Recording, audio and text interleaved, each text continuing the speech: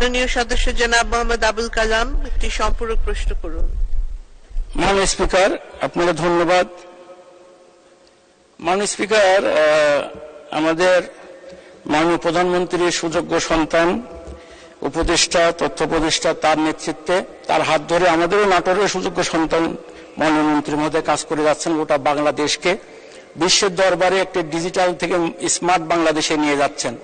আমার প্রশ্ন যে এই ভালো 18 কোটি মানুষের যে ভালো কাজ হচ্ছে, এই ভালো কাজের মধ্যে কিছু দুষ্ট লোক এই রাত্রে হ্যাকারদের মাধ্যমে হাজার হাজার কোটি টাকা, তারা শত শত টাকা, তারা লক্ষ লক্ষ টাকা, কোটি টাকা তারা রাতারাতি তারা লুট করে নিচ্ছে, আর অসহায় মানুষগুলা কান্নাকাটি করছে। এই প্রক্রিয়াটা কি, কিভাবে এই মধ্যে দিয়ে তারা রাতেই টাকাটা নিয়ে চলে যাচ্ছে এবং কিভাবে তারা এটা করে যাচ্ছে, মামলাতেও রোধ করা যাচ্ছে না।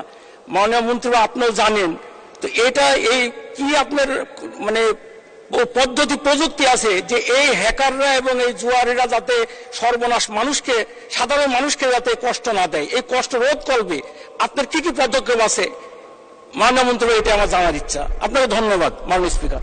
ধন্যবাদ মাননীয় সদস্য, মাননীয় প্রতিমন্ত্রী। ধন্যবাদ মাননীয় স্পিকার।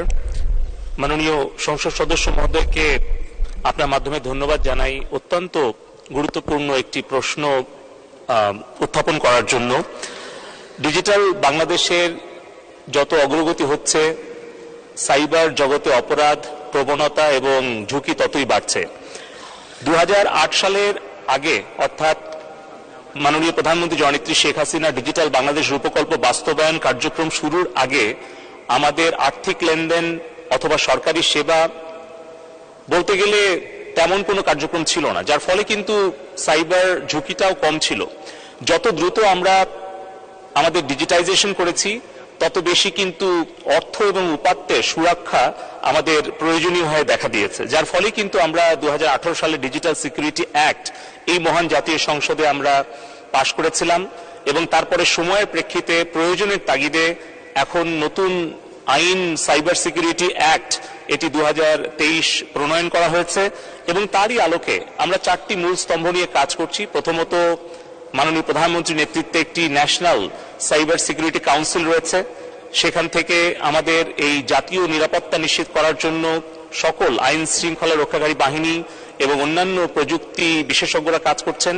দ্বিতীয়ত, আমাদের যেই ফরেনসিক ল্যাব, সেখানেও কাজ হচ্ছে। কোনো অপরাধ যদি সংঘটিত হয় তাহলে সেই অপরাধকে চিহ্নিত করা, অপরাধীদেরকে চিহ্নিত করা এবং তথ্য উপাত্ত সংগ্রহ করার জন্য, যাচাই বাছাই করার জন্য সেই ডিজিটাল ফরেনসিক ল্যাব কাজ করছে।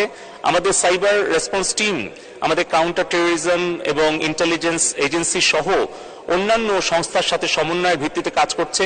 ইতিমধ্যে আমরা 23,000 এই ধরনের জুয়ার সাইট, পর্নোগ্রাফি সাইট, এই ধরনের অপরাধমূলক কার্যক্রমে যে সকল প্ল্যাটফর্মগুলো যুক্ত ছিল সেগুলোকে আমরা ব্লক করেছি এবং প্রতিনিয়ত প্রতিদিন আমরা 24 ঘন্টা কিন্তু আমাদের বেশ কয়েকটি টিম কাজ করছে। ফলে আমরা অনেক অপরাধ প্রতিরোধ করতে পারছি, কিন্তু এটা চলমান প্রক্রিয়া, এটা চলমান থাকবে।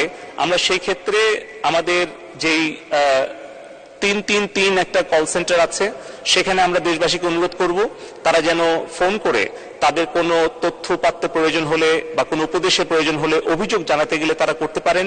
999 আছেন, যেখানে পুলিশকে তারা অভিযোগটা জানাতে পারেন।